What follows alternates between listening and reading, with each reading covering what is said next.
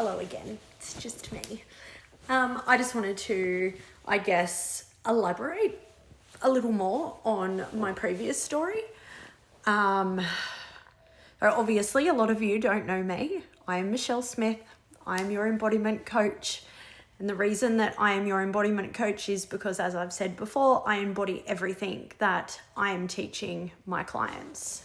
I think that's really important, that a coach or a person in such a powerful position, if you will, when you're dealing with people's emotions and their traumas and things, you hold a lot of responsibility in that space.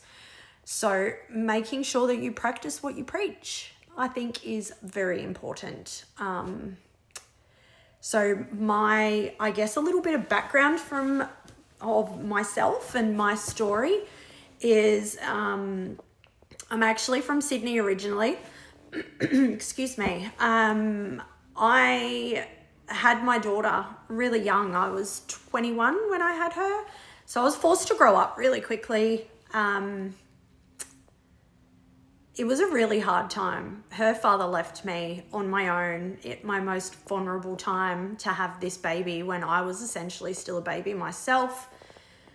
Years went by. Eventually he started seeing her when she was about 3, and him and I co-parented for a few years. Silly old me decided to go back, which, in hindsight, parts of me wish that I never did it, but then other parts of me am grateful for that stage in my life because it did provide me with a lot of life lessons, I guess, and learnings, which, if you learn from a lesson, then essentially it's a gift because you've learned something from it. But if you don't learn from that lesson and you keep repeating that same pattern and behavior over and over again, it just ends up being a behavior and a choice.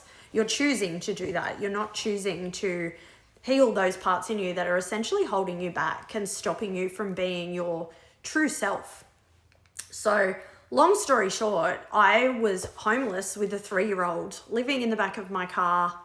I'm not telling you this because I want sympathy or anything like that, because these pivotal times in my life have essentially made me this strong, independent woman that is smart and has a lot of life experience. So I see it as a gift now. When you're in the midst of it, it doesn't feel like that. However, now looking back, I feel gratitude for that time in my life. I ended up back with my daughter's father, and we had my son. We moved to Queensland.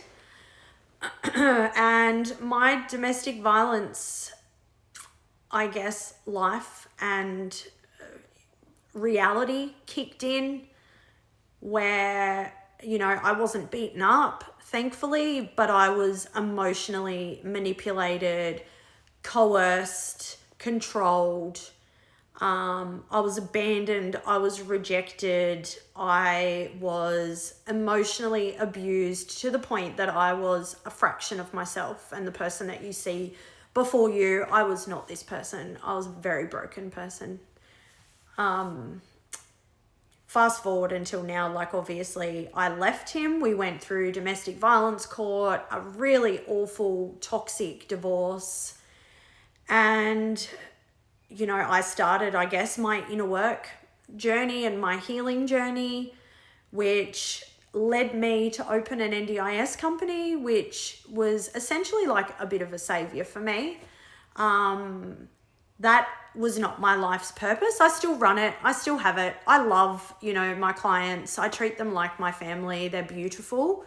However, it wasn't feeling overly fulfilling, which is why I then went and started studying to become a facilitator, so that I can impact my clients' lives in a positive way and help them live their truest life and their truest, authentic, most authentic self, where they don't feel like they have to apologize for the person they are, and they don't feel like they have to minimize themselves to fit in to a certain circle. I help people become powerhouses, basically, where they're confident and they don't apologize for the person that they are. which I think is really important in this space. And it's important as a coach because we do, as I said, hold a lot of responsibility.